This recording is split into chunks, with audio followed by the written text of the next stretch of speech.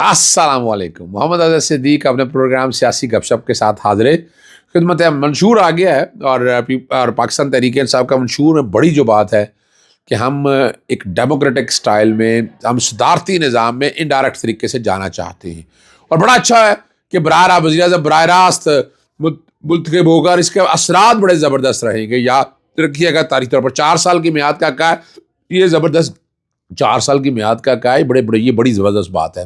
پھر اس کے علاوہ سینٹ کی میعاد کا بننے کا، باقی چیزوں کا میں اس میں بھی ابھی بات نہیں کرنا چاہتا. بڑی تفصیلی بات ہونی ہے، اس میں بہت سی گفتگو ہوگی. ساری چیزیں آپ سامنے رکھیے گا تو آپ کوشش کریں گے کہ آپ تک سارے حالات اور واقعات میں رکھ چھوڑوں. لیکن کچھ چیزیں جو آپ کے سامنے رکھنے والی ہیں، صحافیوں کی طرف جو نوٹس بھیجے گئے ہیں، جو بینچ سماعت کے لیے ہے وہ جناب وہ آپ اس کی کمپوزیشن سے آپ اندازہ لگا سکتے ہیں میں نے کیا کہنا ہے اور جو باتیں ہوئی ہیں وہ کیا ہوا. قاسم سوری کا جو اپنے اسمبلی ڈیزالو کی تھی وہ میں آپ کے سامنے میں رکھنا چاہتا ہوں. کیا وجہ فوجی عدالتوں کے سول اینڈ ٹرائل کے حوالے سے جو بات ہے اور جسٹس فاروق کی جانب سے جو درخواستوں کی سینیورٹی ججز کے حوالے سے بات ہے وہ دیکھیں. پہلی تو بات ہے کہ یہ جو صبح کی سماعت رکھی ہے کل کے لیے، سیاسی رنگ دیکھ لیجیے گا. یہ یہ نہیں ہے کہ یہ اپنا از خود نوٹس لیا، بالکل کوئی از خود نوٹس لیا. میں پھر کلیئر کر دوں، از خود نوٹس کوئی نہیں لیا گیا. کہ 2021-2022 کے اندر 2021 میں مجھے یاد پڑتا ہے کہ جب اپنا عامر میر جو گوگلی کے نام سے ایک چینل چلا کرتا تھا، پھر مطیع اللہ جان اور ان کی طرف سے جب یہ قیوم صدیقی وغیرہ کے کورٹ میں گئے، جسٹس قاضی فاضی صاحب از خود نوٹس لے لیا. از خود نوٹس تو بنتا نہیں تھا، جج کا اختیار ہی نہیں تھا، ماسٹر آف دی روسٹر اس وقت چیف جسٹس تھا. یہ معاملہ آیا بینچ کے سامنے، بینچ نے کہا کہ ماسٹر آف دی روسٹر اور از خود نوٹس لینا تو وہ چیف جسٹس ہی لے سکتا ہے. پھر دوبارہ بینچ بنا، جسٹس جاز الحسن ایڈ ہوئے اور اس میں بڑی واضح طور پر ایف آئی اے کے اختیارات کے حوالے سے بہت سی چیزیں بڑی وضاحت مختلف چینل پہ بیٹھ کر میں نے یہ بات بڑی وضاحت کے ساتھ کہی ہے. اس وقت یہ تب طے ہو گیا تھا اور یہ بات کہہ دی گئی تھی. اور اس کے بعد کتنے صحافیوں کے ساتھ زیادتی ہوئی. ارشد شریف یاد آ گیا کہ نہیں آپ کو؟ عمران ریاض، پھر اس کے بعد آپ آئیں ڈاکٹر محی پیرزادہ، وجاہت اس خان، شاہین صاحبائی، سبھی کے ساتھ کیا ہوا، خالد اپنا جمیل فاروقی کے ساتھ کیا ہوا، صدیق جار کے ساتھ کیا ہوا. پھر ہم نے خالد جمیل کے ساتھ ریسنٹ ایگزامپل موجود ہے. میں نے اس لیے ٹویٹ بھی بیک گراؤنڈ کیا، وہ ٹویٹ بھی بیک گراؤنڈ پہ چل رہا ہے کہ اگر اس پہ پہلے اگر لے کے جانا ہے تو آئے نا ذرا خالد جمیل کا کیس لے لے اور وہ سارا سامنے آئے، بتائے نا کہ کیا کچھ. اور یہ بھی میں نے تاریخی طور پر بتایا تھا کہ اس میں ہم نے بڑی کوشش کی. ہم تو پہلے دن سے کہہ رہے ہیں ریگولیٹ ہونا چاہیے اور ریگولیٹ کے لیے بہت سی چیزیں بڑی وضاحت کے ساتھ سامنے آنی چاہیے، لیکن کوئی تیار نہیں تھا. Online role Imran Khan کی گورنمنٹ کو کریڈٹ جاتا ہے کہ انہوں نے کوشش کر کے یہ رولز بنائے. وہ رولز چیلنج ہوئے اسلام آباد ہائی کورٹ میں، خود جاتا رہا وہاں پر، میں نے جا کے بحث بھی کی، لیکن وہ بحث مخالفت میں تھی اور وہ رول سیٹ اسائڈ ہو گئے. جو ریگولیٹ کرنے کی بات تھی وہ بات ختم ہوگی. پی ٹی اپنا کردار ادا نہیں کرتا تھا. سوشل میڈیا پہ یعنی یوٹیوب پہ جو مرضی چل جائے، توحید رسالت ہو. میں اس وقت میں نے بڑی جنگ لڑی ہے، میرا جسم میری مرضی کے بھائی، یعنی میرے سے اب کیا سنیں گے. میں وہ ساری بات تو حقائق آپ کے سامنے موجود ہونا چاہیے. الٹیمیٹلی پھر کیا ہوا کہ ایف آئی اے نے اپیل فائل کر دی اس فیصلے کے خلاف، اور اس کے بعد مریم اورنگزیب نے وہ آگے اسٹیٹمنٹ دیا اور وہ اپیل واپس لے لی گئی. یہ میں نہیں کہہ رہا آپ کے سامنے، میں حقائق آپ کے سامنے سچ رکھ رہا ہوں. ابھی بھی جو کچھ ہوا ہے، جیسے یعنی اس سے پہلے آپ پچھلے 10 سال میں اگر دیکھ لیں، اپنا جسٹس گلزار صاحب کے اگینسٹ، جسٹس آصف سعید کھوسہ کے اگینسٹ، تو پہلے جسٹس انور ظہیر جبالی اگر اٹھا کر آپ دیکھ لیں 2015 سے شروع ہو جائے نا، زیادہ دور آگے نہ جائیں. اور اس کے بعد جسٹس گلزار صاحب کے حوالے سے بات آ جائے، اپنا جسٹس آصف سعید کھوسہ صاحب کے سامنے آ جائے، پھر جسٹس ثاقب نثار صاحب، چیف اپنا جسٹس عمر عطا بدیال جو چیف جسٹس بنتے رہے، اور ابھی جیسے اس کے بعد جسٹس جاز الحسن، جسٹس شیخ عظمت سعید، کیا زبانیں استعمال ہوتی رہی ہیں. اور 3 جو لوگ ہیں اپنا 5 ججز کے فیصلے کے اگینسٹ جو زبانیں استعمال کی، توہین عدالت میں سزائیں ہوئی ان کو. اور ان سے نہال ہاشمی، طلال چودھری، دانیال عزیز، 3 لوگوں کے حوالے سے، یعنی یہ وہ لوگ بقاعدہ ثابت بھی ہو گیا، لیکن کچھ نہیں ہوا. ارشد شریف والے جج ارشد ملک والے معاملے میں آپ کو یاد ہے مریم نے کیا پریس کانفرنس کی، ریکارڈ کے اوپر ہے، کیا ہوا اس بنیاد کے اوپر آیا نہیں آیا. آج بھی پاناما کے فیصلے میں ایون فیلڈ کے حوالے میں آپ کا منی ٹریل نہیں ہے، یہ بھی ریکارڈ کے اوپر چیز ہے. یہ ساری چیزیں آپ کے پاس ریکارڈ میں اویلیبل ہونی چاہیے. تو وہ پرانا کیس جو ہے وہ لگا لیا گیا ہے، جو سب کیا کہیں گے، دیکھتے ہیں کیا کرنا ہے. اگر آنا ہے تو 10 سالوں کے سارا ڈیٹا نکال لیں، پھر اپنی ذات کے حوالے سے بات نہیں ہونی چاہیے. پھر سارے جو لوگ بھی اس میں قصوروار تھے، جو بھی سامان میں ننگے ہیں، سارے کے سارے سامنے آنے چاہیے. میں تو پہلے دل سے سپورٹ کی کوشش کرتا رہا ہوں، اور میں نے باقاعدہ مختلف پٹیشنیں بھی دائر کی اس حوالے سے، یہ بھی ریکارڈ کا حصہ ہے.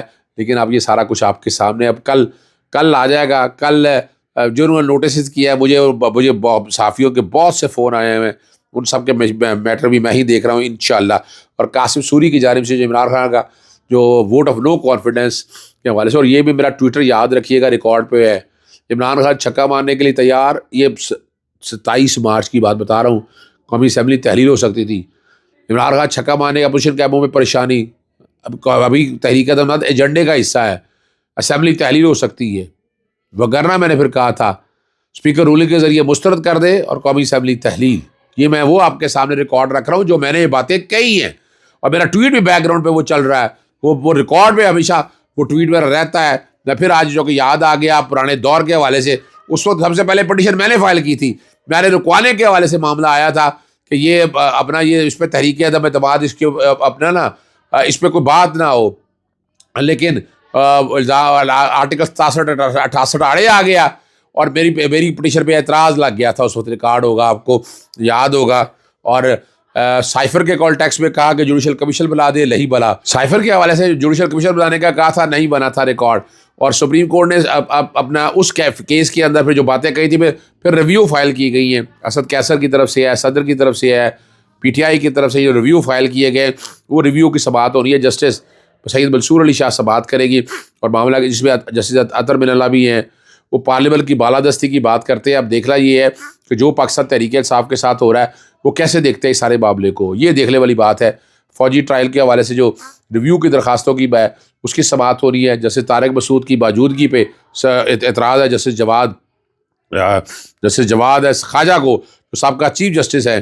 اور دیکھنا یہ ہے کہ کیا ہماری عدالت اس سارے معاملے کو دیکھیے. ویسے بھی جسٹس سردار طارق مسعود کو ہٹ جانا چاہیے، اس میں ایسا کیا مسئلہ ہے؟ میں نہیں سمجھتا کہ ان کی ذات کے اوپر اگر اعتراض اٹھایا ہے انہیں پیچھے ہٹ جانا چاہیے. باقی سپریم کورٹ بیٹھی ہے، وہ سپریم کورٹ باقی دیکھ لے گی، اور سارے معاملے میں جو کچھ سامنے آئے گا سامنے آ جائے گا. اور ایک بڑا ہی اہم معاملہ ہے جسٹس فاروق عرفان کی جانب سے ججز سینیورٹی کے حوالے سے اور ججز کے احتساب کے حوالے سے. ریٹائرڈ ججز کا معاملہ سپریم جوڈیشل کونسل میں یہ کہانی درخواست ہوئی، یہ بھی استعفیٰ دے گئے تھے. ان کے خلاف بھی باقاعدہ ریفرنس چلا تھا.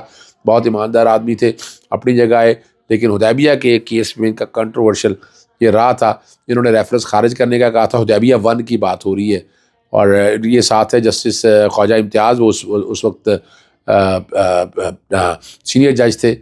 اور پھر سردار شمیم صاحب آئے تھے، انہوں نے آگے ریفرنس ہی ختم کر دیا تھا. یعنی آج تک ان کی میرٹ کے اوپر کو باتیں بتا دے. حدیبیہ 1، حدیبیہ 2، حدیبیہ 1 کی اپیل فائل نہیں کی، بعد میں اپیل فائل کی، اور جسٹس قاضی فائسہ کے بینچ کے حوالے سے آپ کے سامنے چیزیں آلریڈی آ چکی ہیں. حدیبیہ 2 بھی دیکھ لیں. یعنی ابھی میں کچھ بلاسٹ کرنا چاہتا ہوں، میرے پاس بہت سی چیزیں اس کے حوالے سے آ چکی ہوئی ہیں کہ اوریجنل ڈاکومنٹ کہاں تھے، کون لے گیا، کس طرح غائب ہوئے، جے آئی ڈی نے کیا کردار ادا کیا.